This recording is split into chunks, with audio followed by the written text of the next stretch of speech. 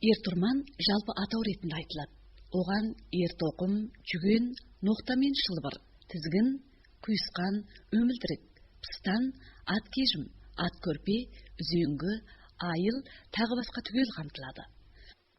Бұдан сырт ат әбзелдерінен қанжыға, ат бекітуге тұсамыз және чедер болады. Біз тілшілік сапармен Нұрқа ауданында болғанда Кілең ауылының Қызылтұмсық қыстағындағы ертұрман ат әбзелдерін жасаумен ұзақ жыл шұғылданып келген Аман Рамазанұлының отбасына барып, оның ертұрман ат әбзелдерін жасау өнеріне куә болдық. Ат әбзелдері саналатын ноқта, өмілдірік, пыстан, құйысқан, қамшы сияқтыларды жасау шеберлігіне ол былайша аялдады.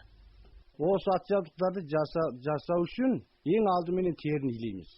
Оны менен қатыққа малма қылып дүңге саламыз, дүң, астау. Осыған салып, бұл әбден 7 күннен үй болып шыққаннан кейін, оны ұрып, тоқпақтап, иін қандырып, сөнен кейін барып ат әбзелдерін тілейміз бұдан. Бұл тілу барысында ең алдыменен ноқтаны тілейміз. Ол ноқтаны сиырдың терісінің жота терісі қалың болады. Чыдамды болады, жақсы болады, сөз жерінен ноқтаны тілейміз. Өнен кейін жүгенін тілейміз. Өнен кейін құйысқанын тілейміз. Өнен кейін бауыр жағынан, жұқалау жерінен қырғыз өрім қамшыларын тілейміз. Өнен кейін қалғанынан пыстанын тіліп, өнен кейін оның таспасын мәнерлеп отырып, жақсылап сыдырып, сөнен кейін әбден таспа теңселіп болғаннан кейін өреміз. Бұл енді біздің ұн мен қатықпенен илеген теріміздің сапасы мынандай болады, міне, жұмсақ, чыдамды, суға тисе де созылмайды. Ал енді қарадағы туысқан ұлттардың жасап жатқандары, терілерін тұзға басып, әппақ қып, өргеніменен ол суға тиіп кетсе, созылып, өнен кейін чыдамсыз болады. Ал енді біздікі нақ қатық, ұнменен илеген, жауынға тисе де ол созылып кетпейді. 15 жылдан жоғары бір азамат салады. Ал енді мына базардың илеген терілерін қарасаңыз жұмсақ, чүпірек сияқты, ол енді 2 жыл 3 жылдан аспайды. Ал енді біз мынаны ноқта деп өреміз. Ноқтаны шылбыр тағамыз, атты байлайтын, ең атты ұстайтын осы ноқта.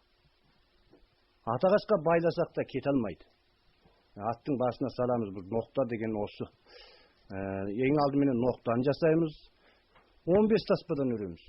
Ал енді бұл ноқтаның таспасын 15 қып жасайтын себебіміз аттың басына сәл жеңілдеу келеді. Мынау жүген 20 таспадан өріледі. Ал бұл жүгенді мына жағынан ауыздығын салып барып, сөнен дізгін тағамыз бұған.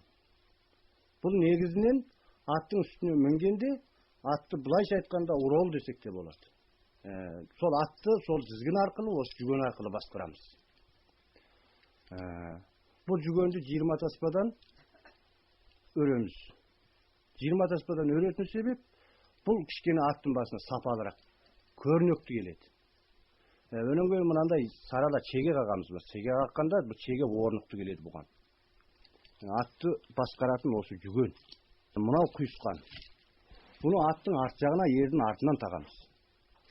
Құйысқанымыз мықты болғаны жақсы дейміз.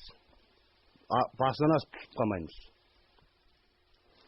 Құйысқанның біз мына жағын 20 таспадан алып келіп, мына жерге келгенде, мына жағын четтік деп қоямыз, жерде қайыс бар. Четтік дейміз. Сол қайыстан мынаның байлану үшін, сапалы болу үшін, мынаны біз бұл жерге келгеннен кейін 5 таспаны өрнектеп мына жерге шығарып қойып, қалған 15 таспаға өріп кетеміз бұлай қарай.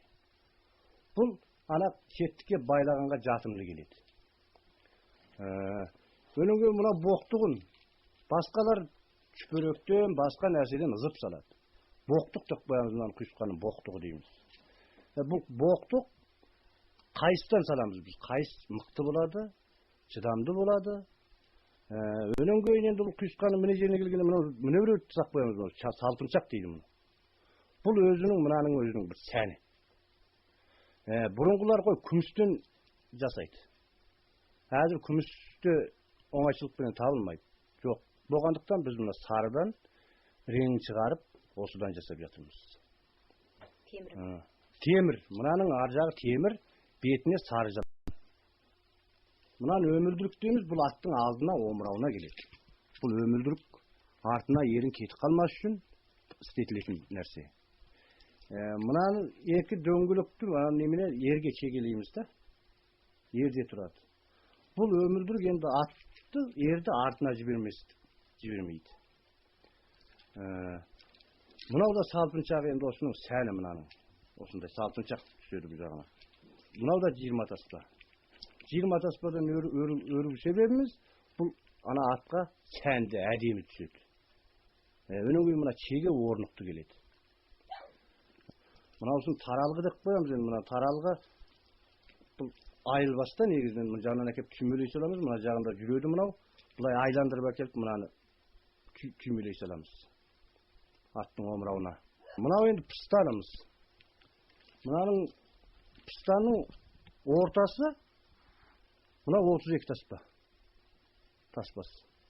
Mına çetini aylandırganımız 11 taspa. Bunu örüp jasagan sebebimiz bu mıktı bolat tös ayıl, erti okumdu atqa ustap turatın osu tös ayıl bolat. Mınanın iki jagынан ayıl tagamız. Mına jagынан ayıl, mına jagынан jırım geledi, sonda mına yerдің üstüne geledi. Yerdi ең ustaytın osu. Kamçı mınau. Bu kamçı 12 taspa.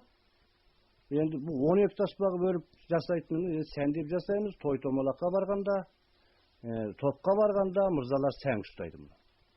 Mına 12 taspadan örülgön. Endi mınau 6 taspa. Bu 6 taspa kamçı mal aydauga, жаңғыз жарым жүрген тұстауға болады. Бұл ұрған жерден енді ол мына қыры бар мынаның несінде бұл тіліп кетеді екен. Бұрынғы батырлардың ұстайтыны сол 12 таспа емес 6 таспа екен. Мынау міне 8 таспадан өрілген, сол 6 таспа секілді бұл да қаруға болады. Қару қылуға. Енді мыналарды мырза қыз балаларға еліктің аяғына саптаймыз. Мырза жігіттерге әсемдеп саптаймыз. Той томалаққа барғанда, топқа барғанда ұстайды мұны. 12-ден төмен болады қамшы. 12 таспадан. Одан өргі болса жуан болады, домбал болады. Ол немене болады сәз, қопал. Мынаның ішінен өзек саламыз, сылғи теріден. Сөнің көй мынау әл ұрса, қатты тиетін болады. 5 тұрман деген осы аттың. Мұқиятлық пен ерен ісмерлікті қажет ететін бұл өнерге әбден сылған Аман Рамазанұлы бұл күндері ер-тұрман ат әбзелдерін жасау, саудаға салу жұмысымен шұғылданып отыр. Енді осы бір жүрісім 1500 сомнан сатып жатырмын. Толық бірақ. Бір сиырдың терісінен бір кісілік сол ат жабдық шығады. 1500 юаннан сатсам, 4 жабдық сатсам, сол 5000 юан кіреді. 30 жыл болды мен өргөлі. Осы 6-7 жылдан бері қаратай арнайы жасап, өзім осы кәсіппенен шұғылданып жатырмын. Сол саба жасаймын,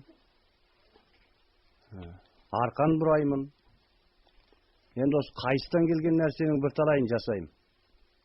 Онан басқа енді осы ат әбзелін жасаймыз, торсық жасадық. Өрімшілік өнерімен шұғылданғанына 30 жылдың жүзі болған Аман Рамазанұлы соңғы жылдары ер-тұрман ат әбзелдерін жасаумен арнаулы айналысыпты. Ол осы өнері туралы тәжірибесін бізге былайша таныстырды. 6 күн, 7 күн ұнмен, қатықпенен илейміз. 6-7 күнде бұл әппақ болып бітіп міне шығады. Жүні түсіп қалады. Сөнен кейін оны тоқпақтаймыз, ұрып, бейін қандырып, әптен тоқпақтап болғаннан кейін оны тілеміз. Тілгеннен кейін оны бір келкі қып тіліп барып, оны сыдырамыз, ағашқа сарып. Мына бәкіменен сыдырып, әбден тегіс болғаннан кейін барып, мынандай өреміз. Ол таспа тегіс болмаса, мынауда сәнді болмайды. Ал ол жабдықты өріп болғаннан кейін, мына үзбелерін жасаймыз. Бұны үзбені жасап алып, отқа салып, ана неміне мысты ертіп, анаған жағып, сөнен кейін мына өрнектерін сарып, Өнөнгө мына чегенин баасын кайнатып аламыз, ана мыстык кайнатып туруп сога малып, сол аркылуу алып кеп буну мындай чегелейбиз. Сөнөнгөйүн барып бул мыкты, өнүмдүү, төзүмдүү ат жабдык болуп чыгат. Ал энди теринин де ийи жакшы болмаса, о да чыдамсыз болот.